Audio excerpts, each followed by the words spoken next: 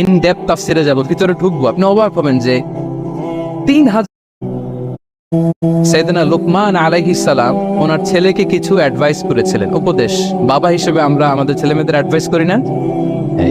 তো উনি ওনার সন্তানকে অ্যাডভাইস করেছিলেন, আর এই অ্যাডভাইস গুলো আল্লাহ তাআলার এত ভালো লেগেছে যে আল্লাহ তাআলা কোরআনের মধ্যে সরাসরি তুলে ধরেছেন।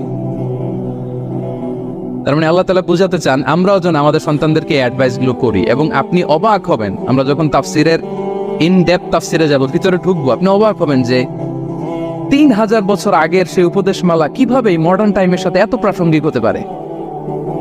আজ থেকে প্রায় 3000 বছর আগের piece of advises, 3000 years back in the history। এত আগের উপদেশ, দেখবেন যে মনে হচ্ছে বর্তমান সময়ের জন্য এই উপদেশগুলো আল্লাহ ধরে ধরে কোরআনে তুলে ধরেছেন। তো এই জন্য আমাদের ছেলে মেয়েদেরকে আমরা কি নসিহত করব, এত দিকে তাকানোর দরকার নেই। বাসায় যে সূরা লোকমান খুলবেন, 31তম সূরা, 12 নম্বর আয়াত থেকে 19 নম্বর আয়াত পর্যন্ত, এই 8টা আয়াত আল্লাহ যা বলেছেন আপনি আর ভাবি মিলে সন্তানদেরকে এটা শোনাবেন, গুড ইনাফ। আর কিছু লাগে? প্রিয় ভাইরা, সন্তান আল্লাহর দেয়া অনেক বড় নেয়ামত। আল্লাহু আকবার। নেককার সন্তান আল্লাহর কাছে চাইতে হয়, চেয়ে নিতে হয়। নবীরা দোয়া করেছেন, রব্বি হাবলি মিনাস সালিহিন, আল্লাহ নেককার সন্তান দেন, হে আল্লাহ নেককার পুণ্যবান সন্তান দেন, আল্লাহ এমন সন্তান দেন যাদেরকে দেখলে আমাদের চোখ জুড়ায়। রব্বি জাআলনি মুকিমাস সালাতি ওয়া মিন যুররিয়াতি, আল্লাহ আমাকেও নামাজ কায়েমকারী বানান, আমার সন্তানকেও বানান। তো সন্তানের জন্য দোয়া করতে হয়, নেককার সন্তান চাইতে হয়। আপনারা যারা বিয়ে করেছেন এখনো সন্তান পান নাই, আল্লাহ তাআলা আপনাদেরকে অচিরেই এই সন্তান দান করে আপনাদেরকে ধন্য করুক। যারা এখনো বিয়ে করেননি, বিয়ের পরে আল্লাহ তাআলা আপনাদেরকে সন্তান দান করুক। এটা অনেক বড় নেয়ামা, এটা অনেক বড় নেয়ামা, এটা আল্লাহর কাছে চাইতে হয়। তো এই আলোচনাটা সবার সাথে প্রাসঙ্গিক। যারা বাবা তাদের তো লাগবে ইনস্ট্যান্ট, আজকে রাত্রে যেই শোনাইতে পারবেন। যারা বাবা হতে যাচ্ছেন তারাও আগে থেকে জেনে রাখলেন, ওয়েল প্রিপেয়ার্ড। আর যারা এখনো বিয়েই করেন নাই, প্ল্যান করে রাখেন যে এইটা আমি আমার ওয়াইফের সাথে প্ল্যান করে এই নাসিহাগুলো আমার সন্তানদেরকে আমরা শোনাবো। সবাই পড়ুন ইনশাআল্লাহ। এবার প্রশ্ন করে উত্তর দেন, সূরাটার নাম কি? মাক্কি না মাদানী? কত নম্বর সূরা কোরআনের? 31 নম্বর সূরা। আচ্ছা প্রিয় ভাইয়েরা, কালামুল্লাহ মাজিদে কোরআন আল কারিমে আল্লাহ তাআলা মানুষের নামে মোট 8টি সূরা দিয়েছেন। মানুষের নাম কয়টি? এর মধ্যে 6টি সূরা 6 জন নবীর নামে, 6টি সূরা 6 জন। সূরা হুদ, সূরা ইউসুফ, সূরা ইউনুস, সূরা মুহাম্মদ, সূরা নূহ, সূরা ইব্রাহিম। এই 6 জন নবীর নামে 6টা সূরা। আর মানুষের নামে মোট 8টা, নবীর নামে গেল 6টা, আর রইল কয়টা? 2টা। আল্লাহর প্রিয় ভাজন একজন বান্দা এবং একজন বান্দি নামে আল্লাহ আরো 2টা সূরা দিলেন। আল্লাহর প্রিয় বান্দি মারিয়াম আলাইহিস সালাম, ঈসা আলাইহিস সালামের মা, ওনার নামে একটা সূরা আছে না? কি নাম? সূরা মারিয়াম। আর আরেকটা হচ্ছে এই যে সূরা লোকমান, উনি কিন্তু নবী না। তাহলে আবার বলি, মানুষের নামে আল্লাহ তাআলা কোরআনে কয়টা সূরা দিয়েছেন? 8টি। এর মধ্যে 6টা দিয়েছেন 6 জন নবীর নামে, আর বাকি 2টা আল্লাহর 2 জন প্রিয় বান্দা বান্দির নামে। একটা সূরা মারিয়াম আর একটা সূরাতুফ লোকমান। তো আমরা শুরুতেই জানবো যে এই লোকমান কে ছিলেন তিনি। লোকমান আলাইহিস সালাম আল্লাহর প্রিয় ভাজন একজন ব্যক্তি ছিলেন, খুব বিজ্ঞ একজন মানুষ ছিলেন, খুব জ্ঞানী প্রাজ্ঞ একজন ব্যক্তিত্ব ছিলেন। দেখতে উনি কালো ছিলেন, কুৎসিত, চামড়াটা কি ছিল? কালো, ব্ল্যাক। তার মানে ব্ল্যাক হইলেই কাউকে ছোট করা যাবে না। কাজী নজরুল বড় সুন্দর লিখেছেন, কালো আর ধলো বাহিরে কেবল, ভিতরে সবাই সমান রাঙ্গা, কেটে দিলে রক্তের রং। যে কালো রঙের তার রক্ত, যে ধবধবে সাদা তার রক্ত লাল। তাহলে ব্ল্যাক হইলেই কাউকে ছোট করা চলবে না। সাইয়েদনা লোকমান আল হাকিম কুৎসিত বর্ণের একজন মানুষ ছিলেন, খাটো একজন মানুষ ছিলেন। কোথায় থাকতেন? মিশর, সুদান, ইথিওপিয়া, যেটা আগের নাম ছিল হাবাসা, এই রিজিয়নে। কেউ কেউ বলেছেন মিশরের কোন একটা এলাকায়, কেউ সুদান, কেউ ইথিওপিয়া। রিজিয়নটা কাছাকাছি। কি করতেন? কোন কোন মুফাসসির বলেন তিনি দর্জি ছিলেন, দর্জি। কেউ কেউ বলেন তিনি ছিলেন কানা নাজ্জার, নাজ্জার মানে কাঠমিস্ত্রি ছিলেন। আবার কোন কোন মুফাসসির বলেন তিনি ছিলেন রাইল গানাম, মেষ পালক। বেশিরভাগ তাফসিরে এসেছে তিনি মেষ পালক ছিলেন, ছাগল চড়াতেন, যেটা নবীদের পেশা ছিল, দায়িত্ব ছিল, ওনারা ছাগল চড়াতেন শুরুর দিকে। তো লোকমান হাকিম তিনিও ছাগল চড়াতেন এবং তিনি দাস ছিলেন, মুক্ত জীবন তার ছিল না। তিনি একজন মনিবের আন্ডারে তার ছাগলগুলো মরুভূমিতে যেয়ে কি করতেন? চড়াতেন।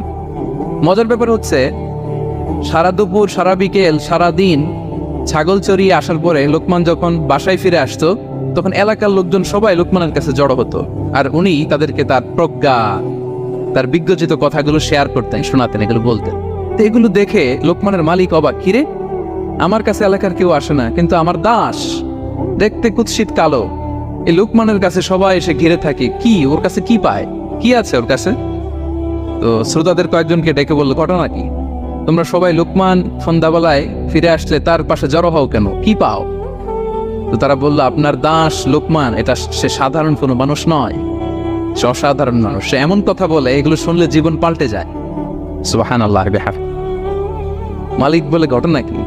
আমি ওর মালিক, কই কোনোদিন তো এরকম ওর সাথে কোনো কনভারসেশনে যাই নাই, কথা হয় নাই, আমি তো শুনি নাই, দেখি আজকে চেক করে দেখি কি ওর এত বিজ্ঞতা, এত জ্ঞান, এত প্রাজ্ঞতা কিসের দেখি। তো আজকে সন্ধ্যাবেলায় ফিরছে, উনি বলতেছি, ইয়া লোকমান ইযবাহ লানা শাতান, একটা ছাগল জবাই করো, ওয়া আফরিজ মিনহা আতিয়াবা মুদগাতাইন, এবার এই ছাগলের সবচেয়ে শ্রেষ্ঠ দুইটা অঙ্গ কেটে নিয়ে আসো, যাও। ফাআফরাজাল লিসান ওয়াল কলব, লোকমান যে ছাগল জবাই করে ছাগলের জিহ্বাটা আর কলব, হার্ট, এই দুইটা কেটে নিয়ে আসে, বলছে এই দুইটা শ্রেষ্ঠ। বলছে আচ্ছা ঠিক আছে। মালিক আবার বললো, ওয়াযবাহ লানা শাতান উখরা ইয়া লোকমান, যাও আরেকটা জবাই করো, ওয়া আফরিজ মিনহা আফবাসা মুদগাতাইন, এবার সবচেয়ে নিকৃষ্ট দুইটা অঙ্গ ছাগলের কেটে নিয়ে আসো, যাও দেখি। ফাআখরাজাল লিসান ওয়াল কলব, সে আরেকটা ছাগল জবাই করে আবার জিহ্বা আর হার্ট, কলব কেটে নিয়ে আসছে, বলছে এই যে এটা সবচেয়ে নিকৃষ্ট। তো মালিক বলে, মা হাযা ইয়া লোকমান, মা লাকা ইয়া লোকমান, ঘটনা কি লোকমান? শ্রেষ্ঠ দুটো অঙ্গ কাটতে বললাম, জিহ্বার কলিজা হৃদয় কেটে নিয়ে আসলা, বললাম সবচেয়ে নিকৃষ্ট দুটো অঙ্গ কাটো, আবার জিহ্বার এটা কেটে নিয়ে আসলা। তো লোকমান বলতেছে, জিহ্বা আর হৃদয় যদি শ্রেষ্ঠ হয়, কল্প যদি শ্রেষ্ঠ হয়, এর চেয়ে শ্রেষ্ঠ অঙ্গ আর হতে পারে না। আর জিহ্বা আর কল্প যদি খারাপ হয়, মানুষের মুখ আর হৃদয় যদি খারাপ হয়, এর চেয়ে নিকৃষ্ট অঙ্গ আর হতে পারে না। সে তো অবাক, তাই তো? সে চিন্তা করে দেখে, তাই তো, এই মুখ দিয়ে মানুষ ভালো কথা বলে, সত্যের পায়গাম পৌঁছায়, মানুষের কল্যাণের জন্য ডাকে, জিকির করে, তাসবিহ পড়ে, কোরআন তেলাওয়াত করে, তখন তো এই জিহ্বা শ্রেষ্ঠ। আবার এই জিহ্বা দিয়ে যখন সে সমালোচনা করে, গীবত করে, শেখায়াত করে, অন্যকে গালি দেয়, কটু কথা বলে, তখন তো এই জিহ্বাটাই নিকৃষ্ট, ঠিক কিনা? আবার এই হৃদয় দিয়ে, এখানে সিনায় যখন আল্লাহর জিকির বসায়, এই হৃদয় দিয়ে মানুষের কল্যাণের কথা চিন্তা করে, সত্যের কথা চিন্তা করে, তখন তো এটা সবচেয়ে ভালো। আবার এই হৃদয়ে যদি অন্যের ব্যাপারে হিংসা পুষে রাখে, এই হৃদয়ে যদি সে নিজের ব্যাপারে হাই স্টিম, অহংকার পুষে রাখে, তাইলে হৃদয়ের চেয়ে খারাপ অঙ্গার হতে পারে। মালিক অবাক হয়ে গেল, বলছে তাই তো লোকমান, আসলেই তুমি অনেক প্রাজ্ঞ, অনেক বিজ্ঞ, যাও, তোমাকে আমি আর এই বন্দিত্বের মধ্যে আটকে রাখতে চাই না, তোমাকে আমি এই ভালো কথাগুলো গণমানুষের কাছে পৌঁছে দেওয়ার জন্য আজ থেকে তোমাকে লোকমান আমি আজাদ করে দিলাম। মুক্ত জীবন পেয়ে মুক্ত বিহঙ্গের মতো তিনি উড়ে বেড়াতে লাগলেন, আর মানুষের কাছে তার এই প্রাজ্ঞ বিজ্ঞচিত কথাগুলো তিনি ছড়াতে লাগলেন। তো তিনি তার সন্তানকে ডেকে বলেছিলেন, কিছু উপদেশ দিয়েছিলেন ডেকে, যে বাবা এটা করো, এটা করো, এটা করো, এটা করো না। এই তার সন্তানকে এই উপদেশগুলো তিনি যে দিলেন, আল্লাহ তাআলার কাছে এত ভালো লেগেছে, এতই চমৎকার এবং পারফেক্ট মনে হয়েছে, আল্লাহ তাআলা কিয়ামত পর্যন্ত গোটা বিশ্বের সব বাবারা, মায়েরা যেন তাদের সন্তানদেরকে এই উপদেশ দিতে পারে, হুবহু লিটারালি ওই কথাগুলো আল্লাহ তাআলা কোরআনের মধ্যে তুলে দিয়েছেন। আজকের সূরা লোকমানের দ্বিতীয় রুকুতে মূলত এই তাফসীরটাই আপনাদেরকে শোনাবো। তো কোন প্লট, কোন স্লট আজকে আলোচনা হবে, সবার কাছে ক্লিয়ার? হ্যাঁ, আগ্রহ জাগছে, জানার ব্যাপারে আগ্রহ জাগছে? আচ্ছা আসুন আমরা মহাবিশ্বের মহাগ্রন্থ আল কোরআনুল কারীম থেকে সরাসরি আলোচনা শুরু করি। আমরা আউযু বিল্লাহ দিয়ে শুরু করি, সবাই পড়ুন, আউযু বিল্লাহি মিনাশ শাইতানির রাজীম, বিসমিল্লাহির রহমানির রহিম, ওয়ালাকাদ আতাইনা লুকমানাল হিকমাতা আন ইশকুর লিল্লাহ ওয়া মান ইয়াশকুর ফাইন্নামা ইয়াশকুরু লিনাফসিহি ওয়া মান কাফারা ফাইন্নাল্লাহা গানিয়্যুন হামিদ। সুবহানাল্লাহ পড়েন। আল্লাহ তাআলা বলছেন ওয়ালাকাদ আতাইনা লুকমানাল হিকমা, আমি লোকমানকে হিকমত দিয়েছি, প্রজ্ঞা দিয়েছি, আর বলেছি আনিশকুর লিল্লাহ, লোকমান আল্লাহ শুকরিয়া করো। ওমান ইয়াশকুর ফাইন্নামা ইয়াশকুরু লিনাফসি, যে আল্লাহ শুকরিয়া করে সে তার নিজের জন্যই করে, এটা নিজের জন্যই ভালো। ওমান কাফারা ফাইন্নাল্লাহা গানিয়্যুন হামিদ, আর যে শুকরিয়া করে না, নাশুকরি করে, অকৃতজ্ঞ হয়, তাহলে জেনে রেখো আল্লাহ তাআলা তিনি গানি, অমুখাপেক্ষী, তিনি হামিদ, সদা প্রশংসিত। সুবহানাল্লাহ পড়েন।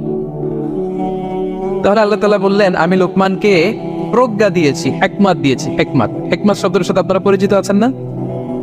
আমি লোকমানকে হিকমত দিয়েছি, এটা অনেক দামি জিনিস, সবার থাকে না। হিকমত জিনিসটা কি? না, জ্ঞান হচ্ছে নলেজ, আর হিকমা হচ্ছে বাংলায় বলে প্রজ্ঞা, হ্যাঁ, ইংরেজিতে বলে উইজডম। দেখি কেউ বলতে পারি কিনা, একজন আমাকে শোনান দেখি হিকমতটা কি, দেখি কেউ কিছু বলতে পারেন কিনা। হিকমত মানে ক্ষমতা, একজন বলছে। আচ্ছা, আর অলৌকিক সামথিং, আর শক্তি, আর হ্যাঁ, এদিক থেকে যোগ্যতা, আর জ্ঞান। ঠিক আছে, আমার ভাইরা চেষ্টা করছে, আলহামদুলিল্লাহ। আচ্ছা, হিকমত আর ইলমের মধ্যে পার্থক্য আছে। হিকমা is something more than knowledge.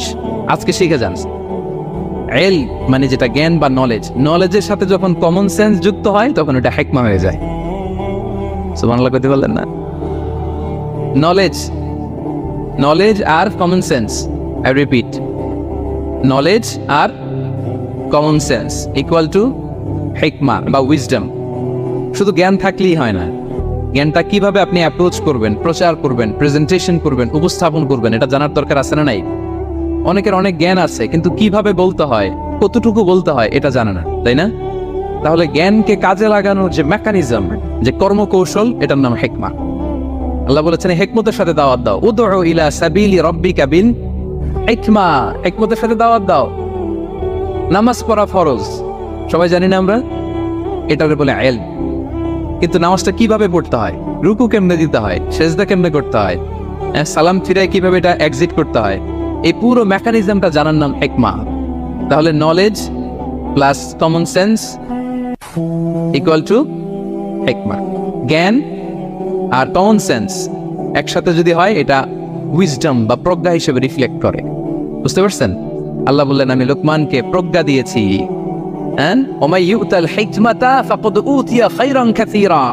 আর যাকে আমি প্রজ্ঞা দিয়েছি তাকে আমি অনেক কিছু দিয়েছি। সুবহানাল্লাহ পড়েন। আল্লাহ তাআলা যেন আমাদেরকে প্রজ্ঞা দিয়ে ধন্য করে, আমরাও যেন হিকমতের অধিকারী হতে পারি। আল্লাহ তুমি তৌফিক দান করো। তাইজন্য আল্লাহ বললেন ওয়ালাকাদ আতাইনা লুকমানাল হিকমাতা আন ইশকুর লিল্লাহ ওয়া মান ইয়াশকুর ফাইন্নামা ইয়াশকুরু লিনাফসি। আমি লোকমানকে হিকমা দিয়েছি মানে প্রজ্ঞা দিয়েছি, আর বলেছি আমি আল্লাহর শুকরিয়া করো। যে শুকরিয়া করে সে তার নিজের জন্যই করে, যে কুফরি করে, অকৃতজ্ঞ হয়, জেনে রেখো আমি আল্লাহ গানিয়ুন হামিদ, আমি গানি, অমুখাপেক্ষী, হামিদ, সপ্রশংসিত। আল্লাহ লোকমানকে বললেন আনিশকুর লিল্লাহ, আল্লাহর জন্য শুকরিয়া করো। শুকরিয়া যে করে সে তার নিজের জন্যই করে, এখানে আল্লাহর কিছু হয় না। নাকি আমরা শুকরিয়া করলে আল্লাহর ক্ষমতা 1 ইঞ্চি বেড়ে যায়? আমরা গোটা বিশ্বের সবাই সিজদায় পড়ে থাকলে আল্লাহর ক্ষমতা একটু বেড়ে যাবে না? পারবে? আর আমরা সবাই যদি সবচাইতে পাপী হয়ে যাই আল্লাহর ক্ষমতা কমে যাবে না? কমবে। তাহলে লাভ লস আল্লাহর কিছু নাই, লাভ লস সব কাদের? আওয়াজ করে সবাই বলুন, লাভ লস কাদের? শুকরিয়া করলে আমাদের লাভ। লা ইন শাকারতুম লা আযীদান্নাকুম ওয়া লা ইন কাফারতুম ইন্না আযাবি লাশাদীদ। আল্লাহ বলেন যদি তোমরা শুকরিয়া করো নেয়ামত বাড়িয়ে দেব, আর যদি কুফরি করো জেনে রেখো আমার আযাব, আমার পানিশমেন্ট, আমার শাস্তি বড় কড়া। আমি আল্লাহ সব সময় ধরি না, ধরলে ছাড়ি না। ঠিক কি না? ধরে ধরে ধরে না, ধরলে আল্লাহ ছাড়ে না। শুকরিয়া করলে তিনি বাড়াতে থাকে, দিতেই থাকে। শুকরিয়া করবেন তো পাবেন, নিয়ামতের শুকরিয়া করবেন তো পাবেন, করবেন তো পাবেন। তো শুকরিয়া করলে আমাদের লাভ। আমাদের লাভ। হাদিসে কুদসিতে আল্লাহ বলেছেন, এই বানি আদম সবাই মিলে, আলা আতকা কলবি রাজুলিন ওয়াহিদ, তোমরা যদি সবাই সবচেয়ে মুত্তাকি হয়ে যাও, ইবাদতে লুটিয়ে পড়ো সবাই, আমার কিচ্ছু পারবে না। আর তোমরা সবাই যদি আফজারি কলবি রাজুল ওয়াহিদ, সবচেয়ে নিকৃষ্ট আত্মার মানুষ হও, পাপাচারে ডুবে যাও, আমি আল্লাহর ক্ষমতার 1 ইঞ্চিও কমবে না। তাহলে শুকরিয়া করলে কাদের লাভ? সেটাই আল্লাহ বললেন, শুকরিয়া করলে তোমাদের লাভ। ওমান কাফারা ফা ইন্নাল্লাহা গানিয়্যুন হামিদ, তিনি অমুখাপেক্ষী, তিনি কারো কাছে ঠেকা না, কিন্তু আমরা তার কাছে ঠেকা, ঠিক কিনা? আমরা বিপদে পড়লে কার কাছে চাই? আল্লাহ কারো কাছে চায়? আমাদের ফরিয়াদ আমরা কার কাছে জানাই? আল্লাহর কি কারো কাছে ফরিয়াদ জানানো লাগে? তিনি গানিয়্যুন হামিদ, অমুখাপেক্ষী, কারো প্রতি তিনি মুখাপেক্ষী নয়। গোটা বিশ্ব তার কাছে প্রার্থনা করে, গোটা বিশ্ব মুখ থুবড়ে তার কাছে পড়ে থাকে, গোটা বিশ্ব লুটিয়ে পড়ে সিজদায় পড়ে তার কাছে রোনাজরি করে, কিন্তু তিনি কারো কাছে কিছু চেতে হয় না, তিনি গানিয়্যুন হামিদ। এরপর আল্লাহ তাআলা সাইয়েদনা লুকমান আলাইহিস সালাম সন্তানকে কি উপদেশ দিলেন এরপরের আয়াত থেকে শুরু করলেন। আল্লাহ তাআলা বললেন, ওয়া ইয ক্বালা লুকমানু লিবনিহি ওয়া হুয়া ইয়াইযুহু ইয়া বুনাইয়া লা তুশরিক বিল্লাহ ইন্নাশ শিরকা লাযুলমুন আযীম। আল্লাহ বললেন, স্মরণ করুন সে সময়ের কথা যখন লোকমান তার সন্তানকে বলেছিল, কি অবস্থায়? ওয়া হুয়া ইয়াইযুহু, ওয়াজ করতেছিল, ছেলেকে নসিহত করতেছিল, কাউন্সেলিং করতেছিল। ফ্যামিলিতে এটা খুব জরুরি, নসিহা করা, একে অপরকে উপদেশ দেয়া। কারণ আদ-দীনু আন-নাসিহা, দিন মানেই কল্যাণ কামনা করা, দিন মানেই অন্যকে কি দেয়া? উপদেশ দেয়া, নসিহা দেয়া। এটা যেন আমরা দেই, এজন্য ফ্যামিলি কাউন্সেলিংটা জরুরি। নিজেই হুট করে সব সিদ্ধান্ত নেবেন না, আপনার স্ত্রীর সাথে পরামর্শ করুন, আপনার সন্তানদের সাথে পরামর্শ করুন। দেখেন সাইয়েদনা ইব্রাহিম আলাইহিস সালাম, তিনি স্বপ্নে দেখলেন তিনি ইসমাইলকে জবাই করতেছে। এটা দেখেই ডিরেক্টলি জবাই করতে উদ্যত হলেন না, তিনি ছেলেকে বললেন, ফানজুর মাযা তারা ইন্নী রাআইতু ফিল মানামি আন্নী আযবাহু। ইসমাইল, আমি স্বপ্নে দেখেছি যে আমি তোমাকে কি করছি? জবাই করছি। ফানজুর মাযা তারা, what's your opinion about it, what do you think about it. এবার বলো তোমার অপিনিয়ন কি, তুমি কি ভাবছো? আমি দেখেছি তোমাকে জবাই করছি, তোমার অপিনিয়ন বলো। দেখেন, যেমন বাবা তেমন ছেলে, বাপ কা বেটা সিপাহী কা ঘোড়া কুছ না হতো থোড়া থোড়া, সুবহানাল্লাহি বিহামদি। যেমন বাবা তেমন ছেলে। ছেলে বলে, ইয়া আবাতি ফাআল মা তুমার, বাবা আপনি যা দেখেছেন তাই করেন। সাতাজিদুনি ইনশাআল্লাহু মিনাস সাবিরিন, আপনি অচিরে আমাকে ধৈর্যশীলদের অন্তর্ভুক্ত পাবেন। আল্লাহু আকবার। বাবা আপনি ভয় পাবেন না, বিচলিত হবেন না, আমার কারণে আপনি আল্লাহর কাছে লজ্জিত হবেন না, আপনি যেমনটি দেখেছেন তেমনটি করুন, ভয় পাবেন না, অচিরেই আপনি আমাকে ধৈর্যশীলদের অন্তর্ভুক্ত পাবে। যেমন বাবা তেমন ছেলে, ঠিক তেমন রেসপন্স, ঠিক তেমন উত্তর। সাথে সাথে বললেন, বাবা আপনি ভয় পাবেন না, করুন। তো দেখেন, আল্লাহর নবী ইব্রাহিম আলাইহিস সালাম স্বপ্নে যেটা দেখেছেন আল্লাহর পক্ষ থেকে এসেছে, চাইলেই তো ছুরি চালাতে পারতেন, চালিয়েছেন। কি করছেন? পরামর্শ করেছেন, কাউন্সেলিং করেছেন। ফ্যামিলি কাউন্সেলিংটা খুবই জরুরি। This is the first and foremost reminder tonight. আজকের তাফসীর থেকে প্রথম রিমাইন্ডার এটা, যে বাসায় আমরা কাউন্সেলিং করব, বড় কোনো সিদ্ধান্ত নিতে গেলে পরামর্শ করব, যেমনটি নবী আলাইহিস সালাম ওনারা করেছেন, ঠিক কিনা? তাহলে সাইয়েদনা লুকমান আলাইহিস সালাম ছেলেকে উপদেশ দিচ্ছেন, আর উপদেশের ভাষা হতে হবে কোমল। দেখেন এখানে আল্লাহ তাআলা যেটা ব্যবহার করেছেন, ইয়া বুনাইয়া, যারা আরবি জানে, বুনাইয়া শব্দটা কিন্তু সাধারণ শব্দ না। ইবনুন থেকে বুনাই মানে খুব আদর করে ছোট্ট বাচ্চাকে আমরা যেটা ডাকি, ও আমার কলিজার টুকরা সন্তান, ও আমার সোনামণি, ও আমার ছোট্টমণি, ও আমার বাজান, ও আমার আব্বু। আর কি বলেন ছেলেমেয়েদেরকে আপনি? সায়ান। কি এটার মানে কি? ইংরেজিতে বললে ডার্লিং। আর ঠিক আছে, ডার্লিং কিন্তু সবাইরে বলা যায়, মানে যাকে আপনি লাভ করেন, ভালোবাসেন, আপনার ছেলেকে ডার্লিং বলতে পারেন, মেয়েকে বলতে পারেন, আপনার ওয়াইফকে বলতে পারেন, অন্য আবার অন্যান্য নারীদেরকে বলা যাবে, স্ত্রী পর্যন্ত, কাছের যারা, এদেরকে খুব সোহাগ দিয়ে, আদর দিয়ে। কারণ নাসিহাতের ভাষা খুব কোমল হতে হয়। যে নাসিহাত হৃদয় নিংড়ানো মমতা দিয়ে বেরোয়, ওই নাসিহাত অন্যের হৃদয়ে যে টাচ করে। কথা বুঝতে পেরেছেন? যেটা হৃদয় নিংড়ানো ভালোবাসা থেকে বেরোয় নসিহাত, সেটা আপনার ছেলের হৃদয়ে যে টাচ করবে, ক্লিক করবে। আর যদি রেগে মেগে আগুন হয়ে ওরে ধরেন, নামাজ পড়লি না কেন, এটা করলি কেন, এমনটা হইলো কেন, ও শুনবে? শুনবে না, বিগড়ে যাবে। দেখেন সাইয়েদনা মূসা আলাইহিস সালাম এবং সাইয়েদনা হারুন আলাইহিস সালাম দুজন মিলে যখন ফেরাউনকে দাওয়াত দিতে যাবেন, আল্লাহ বললেন, মূসা তোমার মেজাজ কিন্তু গরম, এই গরম মেজাজ নিয়ে ফেরাউনের দাওয়াত দিলে হবে? রব্বুল আলামিন বললেন, মূসা তোমার মেজাজ বড্ড গরম, কিন্তু তোমার জিহ্বাটা দিয়েছি আমি নরম। এই নরম জিহ্বা দিয়ে ফেরাউনের দরবারে যে যখন দাঁড়াবা, ফাকুলা লাহু কাওলান লাইয়িনান লাআল্লাহু ইয়াতাযাক্কারু আও ইয়াখশা। সুবহানাল্লাহ পড়ে। ফাকুলা লাহু কাওলান লাইয়িনা, সফট ল্যাঙ্গুয়েজ ইউজ করবা, কোমল ভাষায় দাওয়াত দিবা, নরম ভাষায় সফট করে, কোমল করে, ভদ্র করে ফেরাউনের কাছে প্রেজেন্টেশন দিবা। হতে পারে তোমার এই সুন্দর প্রেজেন্টেশনের কারণে ফেরাউন দাওয়াত কবুল করে নিতে পারে। দেখেন আমাদের যে অ্যাপ্রোচে ভুল অনেক দায়ীদের। ফেরাউনের মতো কুখ্যাত সন্ত্রাসী এই পৃথিবী আর দেখবে? কথা বলেন না কেন? ফেরাউনের চাইতে বড় গডফাদার, ফেরাউনের চাইতে বড় সন্ত্রাস ডাকাত এই পৃথিবীতে আর দ্বিতীয়টা কেউ এসেছে? তো এই ফেরাউনকে দাওয়াত দেওয়ার জন্য আল্লাহ মূসাকে বললেন, মূসা সফটলি বইল, কোমল ভাষায় বইল, একটু মোলায়েম সুরে বইল, যাতে ওর হৃদয়ে টাচ করে। আর আমরা যাদেরকে খারাপ মনে করি, যাদেরকে আমরা পাপী মনে করি, তারা কি ফেরাউনের চেয়েও খারাপ? হ্যাঁ, তো তাদের কাছে আমরা যখন বার্তা পৌঁছাই, আমরা তো অ্যাগ্রেসিভ হই কেন? আমরা তো অ্যাটাকিং হই কেন? আমরা হিট করে করে কথা বলি কেন? না, দিস ইজ নট দ্য দাওয়া অ্যাপ্রোচ। এইভাবে দাওয়াত দিলে সেই দাওয়াত কোনো ফল বয়ে আনবে না। তো দেখেন আল্লাহ বললেন, ওয়াইদ ক্বালা লুকমানু লিবনিহি ওয়া হুয়া ইয়াইদু, স্মরণ করুন সে সময়ের কথা যখন লোকমান তার ছেলেকে বলেছিল, ওয়াজ করে, উপদেশ দিয়ে, নাসিহা করে, ইয়া বুনাইয়া, ও আমার কলিজার টুকরা সন্তান, ও আমার সোনামণি। যত কোমল ভাষায় আপনার ছেলেকে ডাকতে পারেন, এরকম আদর দিয়ে, সোহাগ দিয়ে, হ্যাঁ, মায়া মমতা মাখা মোলায়েম কণ্ঠে ওকে ডাকবেন। ডেকে কি উপদেশ দিলেন দেখেন। সাইয়েদনা লোকমান প্রথম উপদেশ দিলেন, ইয়া বুনাইয়া, আমার সন্তান, লা তুশরিক বিল্লাহ, ও আমার কলিজার টুকরা বাবা, আল্লাহর সাথে তুমি শিরক করো না। প্রথম উপদেশ, খবরদার আমার কলিজার টুকরা সন্তান, আল্লাহর সাথে শরীক করতে যেও না, আল্লাহর সমকক্ষ কাউকে মনে করো না।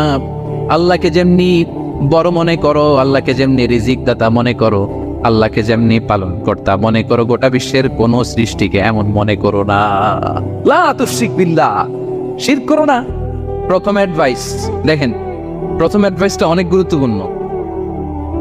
সবচেয়ে জরুরিটা আগে বলতে হয়, কি বলেন? আগে বলতেছে লা তুশরিক বিল্লাহ, ও আমার সন্তান, আল্লাহর সাথে শরীক করো না, কারণ ইন্না শিরকা লা যুলমুন আযীম, আল্লাহর সাথে শিরক বড় পাপ, এটা হচ্ছে যুলমুন আযীম, অনেক বড় জুলুম, এটা মহাপাপ, এটা অনেক বড় জুলুম। শিরকের চাইতে বড় জুলুম আর হতে পারে? শিরকের চাইতে বড় জুলুম আর হতে পারে? কারণ এই জুলুম আপনি সৃষ্টি হয়ে করতেছেন কার প্রতি? বুঝে থাকলে উত্তর দেন। এই জুলুম আপনি সৃষ্টি হয়ে কার প্রতি করতেছেন? আল্লাহর। ইনসাফ বিরোধী কাজ করা এটা জুলুম। এই যে আল্লাহ তাআলা আমাদের সৃষ্টি করলেন, অস্তিত্বহীনতা থেকে তিনি আমাদের অস্তিত্ব দিলেন, আমাদেরকে রিজিক দিলেন, নেয়ামত দিয়ে আমাদেরকে ধন্য করলেন।